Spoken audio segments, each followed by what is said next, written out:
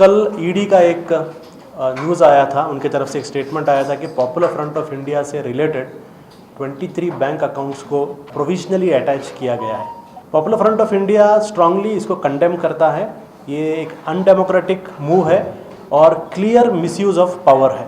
Popular front of India genuinely मानता है कि ये गवर्नमेंट जो है इस तरीके का एक हथकंडा, इस तरीके का एक स्ट्रैटेजी सिर्फ और सिर्फ लोगों को, खासकर अपोजिशंस को, एनजीओ को, एक्टिविस्ट को, पॉलिटिकल अपोजिशन पॉलिटिकल पार्टीज़ को, इन सबको सप्रेस करने के लिए, इनके वॉइस सप्रेस करने के लिए गवर्नमेंट ईडी को एक टूल के जैसा यूज़ कर रहा है। नॉट जस्ट ईडी की तरह जितने भी सेंट्रल एजेंसीज़ हैं, सारे सेंट्रल एजेंसीज़ को भी जो है गवर्नमेंट इस्तेमाल कर रही है। और पॉपुलर फ्रंट फर्स्ट ऑर्गेनाइजेशन नहीं है, हमारे से पहले भी बहुत लोगों के साथ ऐसा हुआ है, आगे भी होगा।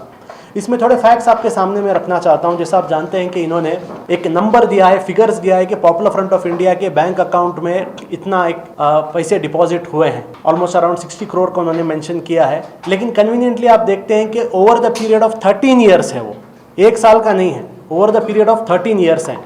पॉपुलर फ्रंट ऑफ इंडिया एक नेशनल लेवल ऑर्गेनाइजेशन है। It's a national wide organisation working in almost 18 states across the country. इतने बड़े ऑर्गेनाइजेशन के लिए जो अमाउंट उन्होंने मेंशन किया है दैट इज नॉर्मल, लेकिन उसमें फिगर्स को सेंसेशनलाइज करने की कोशिश की गई है। उसमें और एक इंपॉर्टेंट पॉइंट भी जो उन्होंने कन्वीनियंटली इसके अंदर मिस कर दिया है कि ये जो डिपॉजिट्स थे, ये डिपॉजिट्स में एक बहुत बड़ा चंक जो है पॉपुलर फ्रंट ऑफ इंडिया के जो कैलामिटी रिलीफ एंड रिहेबिलिटेशन के लिए popular front of India collection drive करता है। For example Assam flood, Kerala flood, Tamil Nadu flood, Kashmir flood, Muzaffarnagar rights, ऐसे बहुत सारे जगह में जब ऐसे कोई एक कंट्री में मैन मेड या नेशनल कैलामिटीज आती हैं, popular front of India carries out collection drive. और उस चीज़ को भी इन्होंने क्या कर दिया है कि एक इस अमाउंट के साथ ऐड कर दिया है और बड़ा एक नंबर सेंसेशनलाइज करने की कोशिश कर दी गई है। एक बड़ी चीज़ यहाँ पर शॉकिंग बात यह है, क्या ये जो नंबर ईडी ने आप लोगों के सामने रखा, मीडिया के सामने रखा, इसमें कौन सा बड़ा इन्वेस्टिगेशन है? These numbers are open numbers that Popular Front yearly submits to the Income Tax Department. हर साल इनकम टैक्स डिपार्टमेंट में हर एक पैनी को हम लोग अकाउंट करते हैं, हम लोग इनकम टैक्स डिपार्टमेंट में जाके फाइल करते हैं अपना रिटर्न्स। तो ये कोई बड़ा ईडी के इन्वेस्टिगेशन में आने वाला नंबर्स की ज़रूरत नहीं है। ये सेम नंबर्स हैं जो हर साल हम इनकम टैक्स फाइल करते हैं। तो फिर भी आप देखिए इसको ऐसा बनाया जा रहा है ईडी की तरफ से कि किसी को पता नहीं था और ईडी ने आकर जो है एक बड़ा सेंसेशन लोगों के सामने रख दिया। हालांकि इनकम टैक्स के पास ये चीज पॉपुलर फ्रंट ऑफ इंडिया के ಸೇರಿರುವಂತಹ ಬ್ಯಾಂಕ್ ಖಾತೆಗಳನ್ನ ಜಾರಿ ನಿರ್ದೇಶನಾಲಯ ಅಥವಾ ಇಡಿ ಏನಿದೆಯೋ ಅದರ ಅಧಿಕಾರಿಗಳು ತಾತ್ಕಾಲಿಕವಾಗಿ ಮುಟ್ಟುಗೋಲು ಹಾಕಿರುವಂತಹ ವಿಚಾರ ಏನಿದೆಯೋ ಇದನ್ನ ಮೊದಲನೇದಾಗಿ ಪಾಪ್ಯುಲರ್ ಫ್ರಂಟ್ ಆಫ್ ಇಂಡಿಯಾ ಬಹಳ ತೀವ್ರ ಕಠಿಣ ಶಬ್ದಗಳಿಂದ ಖಂಡಿಸ್ತಾ ಇದೆ। ಇಡಿ ಎನ್ನುವಂತಹದ್ದು ಇತ್ತೀಚೆಗೆ ಕೈಗೊಳ್ತಾ ಇರತಕ್ಕಂತಹ ಕ್ರಮಗಳು ಏನಿದೆಯೋ ಇದು ಪಾಪ್ಯುಲರ್ ಫ್ರಂಟ್ ಆಫ್ ಇಂಡಿಯಾದ ಮೇಲೆ ಕಳೆದ ಹಲವು ವರ್ಷಗಳಿಂದ ನಿರಂತರವಾಗಿ ನಡೀತಾ ಇರತಕ್ಕಂತಹ ದಮನಕಾರಿ ನೀತಿಯ ಒಂದು ಮುಂದುವರಿದ ಭಾಗ ಎನ್ನುವುದನ್ನ ಮೊದಲನೇದಾಗಿ ಪಾಪ್ಯುಲರ್ ಫ್ರಂಟ್ ಆಫ್ ಇಂಡಿಯಾ ಅದನ್ನ ಗುರುತಿಸುವುದಕ್ಕೆ ಇಚ್ಛೆ ಪಡ್ತಾ ಇದೆ। ಜನಪರ ಚಳವಳಿಗಳು ಇರಬಹುದು, ಎನ್ಜಿಒಗಳಿರ್ಬೋದು, ಮಾನವ ಹಕ್ಕು ಹೋರಾಟಗಾರರಿರ್ಬೋದು ಅಥವಾ ಅವರ ಸಂಘಟನೆಗಳಿರ್ಬೋದು, ಅಥವಾ ಆಡಳಿತ ವರ್ಗವನ್ನು ವಿರೋಧಿಸುವಂತಹ ವಿರೋಧ ಪಕ್ಷಗಳಿರ್ಬೋದು, ಮತ್ತು ಮಾಧ್ಯಮಗಳು ಮತ್ತು ಆಡಳಿತ ಪಕ್ಷದ ಪ್ರಜಾಸತ್ತಾತ್ಮಕವಾದಂತಹ ಯಾವುದೇ ಧ್ವನಿಗಳನ್ನ ಗಮನಿಸಲು ಬೇಕಾಗಿ ಇಡಿ ಎನ್ನುವಂತಹ ಒಂದು ಏಜೆನ್ಸಿಗಳನ್ನ ದಾಳವಾಗಿ ಇವತ್ತು ಉಪಯೋಗಿಸ್ತಾ ಇರುವುದನ್ನ ನಮಗೆ ಕಾಣಲಿಕ್ಕೆ ಸಾಧ್ಯ ಆಗುತ್ತೆ।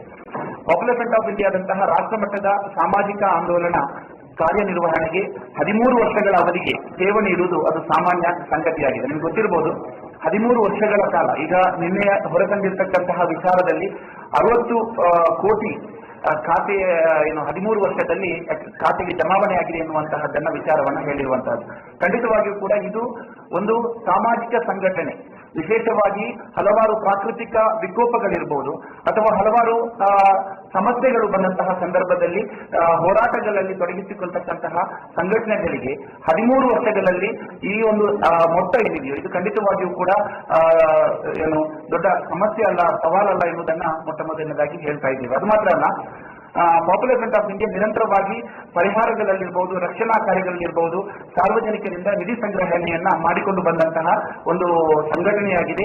ಆ ಹಣವನ್ನ ತಮ್ಮ ಖಾತೆಯಲ್ಲಿ ಠೇವಣಿಯಾಗಿಯೂ ಕೂಡ ಇಟ್ಟಿತ್ತು ಎಂಬುದನ್ನ ಈ ಸಂದರ್ಭದಲ್ಲಿ ಹೇಳೋದಕ್ಕೆ ಇಚ್ಛೆ ಪಡ್ತಾ ಇದ್ರು। ಅದು ಮಾತ್ರ ಅಲ್ಲ, ಇಡಿ ಅಧಿಕಾರಿಗಳು ಹೇಳಿರುವ ಅಂಕಿಅಂಶಗಳು ಆಶ್ಚರ್ಯವಾಗಿಲ್ಲ. ಯಾಕಂತ ಹೇಳಿದ್ರೆ ಇಡಿಯಂತಹ ಯಾವುದೇ ಏಜೆನ್ಸಿಗಳು ಸಂಗ್ರಹಿಸಿದಂತಹ ನಾವು ಪಾಪ್ಯುಲರ್ ಫ್ರಂಟ್ ಆಫ್ ಇಂಡಿಯಾ ಸಂಘಟನೆಯು ಸಂಗ್ರಹಿಸಿದಂತಹ ಪ್ರತಿಯೊಂದು ಪೈಸವನ್ನು ಕೂಡ ಆದಾಯ ತೆರಿಗೆಗೆ ನಾವು ಅದರ ಲೆಕ್ಕವನ್ನು ನಾವು ಸಲ್ಲಿಸ್ತಾ ಇದ್ದೇವೆ. ಪ್ರತಿ ವರ್ಷವೂ ಕೂಡ ಸಲ್ಲಿಸಿಕೊಂಡು ಬರ್ತಾ ಇದ್ದೇವೆ. ಆದ್ರೆ ಇದನ್ನ ವೈಭವೀಕರಿಸುವುದರ ಹೊರತಾಗಿ ಇದೊಂದು ಪಾಪ್ಯುಲರ್ ಫ್ರಂಟ್ ಆಫ್ ಇಂಡಿಯಾದ ಮೇಲೆ ಗೂಬೆ ಕೂರಿಸತಕ್ಕಂತಹ ಒಂದು ಪ್ರಯತ್ನದ ಭಾಗ ಹೊರತಾಗಿ ಬೇರೆ ಏನೂ ಅಲ್ಲ ಎಂಬುದಂತೂ ಬಹಳ ಸ್ಪಷ್ಟವಾಗಿ ನಮಗೆ ಅರ್ಥ ಮಾಡಿಕೊಳ್ಬಹುದು. ಮತ್ತು ಅದೇ ರೀತಿ 2020 ಸಂದರ್ಭದಲ್ಲಿ ನಿಮ್ಗೆ ಗೊತ್ತಿರಬಹುದು, ಕರ್ನಾಟಕ ಮತ್ತು ರಾಷ್ಟ್ರೀಯ ಮಾಧ್ಯಮಗಳು ಪಾಪ್ಯುಲರ್ ಫ್ರಂಟ್ ಆಫ್ ಇಂಡಿಯಾದೊಂದಿಗೆ ಪ್ರಶ್ನಿಸಿದಂತಹ ಒಂದು ಪ್ರಶ್ನೆಯಾಗಿತ್ತು.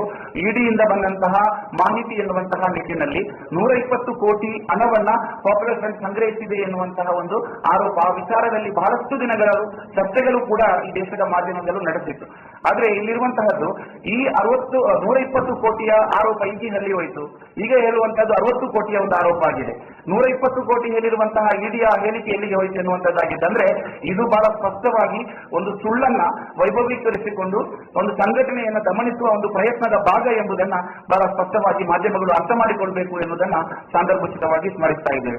ಅದು ಮಾತ್ರವಲ್ಲ, ಕೇವಲ ಒಂದು ಪಾಪ್ಯುಲರ್ ಫ್ರಂಟ್ ಆಫ್ ಇಂಡಿಯಾ ಮಾತ್ರ ಅಲ್ಲ, ಆಮ್ನೆಸ್ಟಿ ಇಂಟರ್ನ್ಯಾಷನಲ್ ಇರಬಹುದು, ಗ್ರೀನ್ ಪೀಸ್ ನಂತಹ ವಿಶ್ವವಿಖ್ಯಾತ NGOಗಳ ಬ್ಯಾಂಕ್ ಖಾತೆಗಳನ್ನು ಸಹ ಇದೇ ರೀತಿಯಲ್ಲಿ ಸ್ಥಗಿತಗೊಳಿಸಲಾಗಿದೆ. ಇವರನ್ನು ಕೂಡ ಗುರಿಪಡಿಸಿರುವುದನ್ನು ಕೂಡ ನಾವಿಲ್ಲಿ ಸ್ಮರಿಸ್ತಾ ಇದ್ದೇವೆ.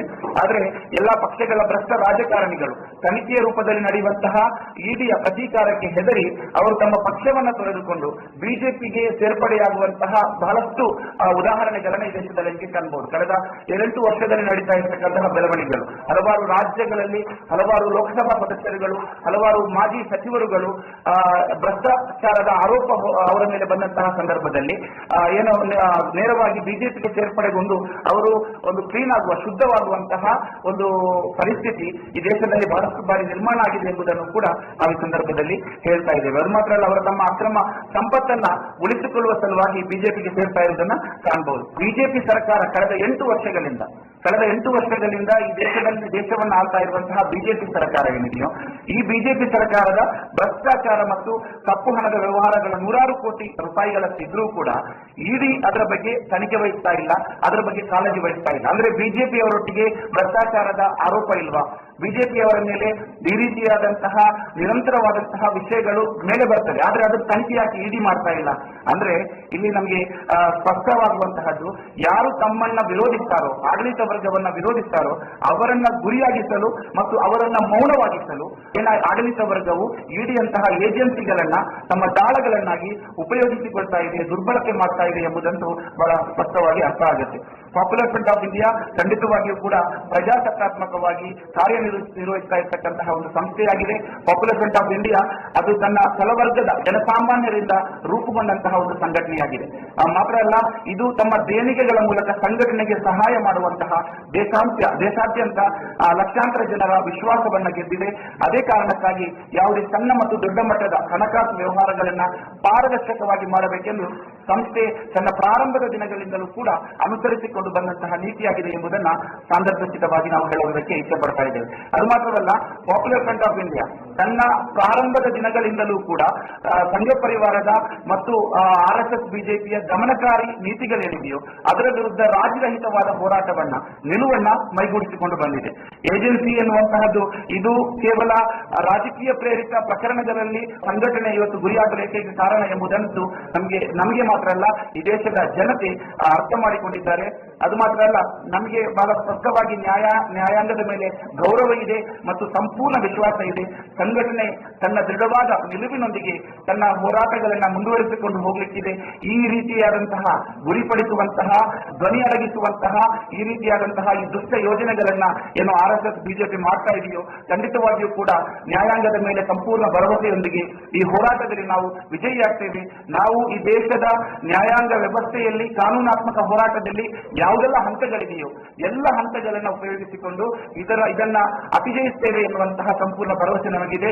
ಖಂಡಿತವಾಗಿಯೂ ಕೂಡ ಪಾಪ್ಯುಲರ್ ಫ್ರಂಟ್ ಆಫ್ ಇಂಡಿಯಾದ ಒಬ್ಬ ಕಾರ್ಯಕರ್ತನೂ ಕೂಡ ಈ ರೀತಿಯ ನಿಲುವಿನಿಂದ ಒಂದೇ ಒಂದು ಹೆಜ್ಜೆಯನ್ನು ಕೂಡ ಹಿಂದೆ ಸರಿಸುವುದಿಲ್ಲ.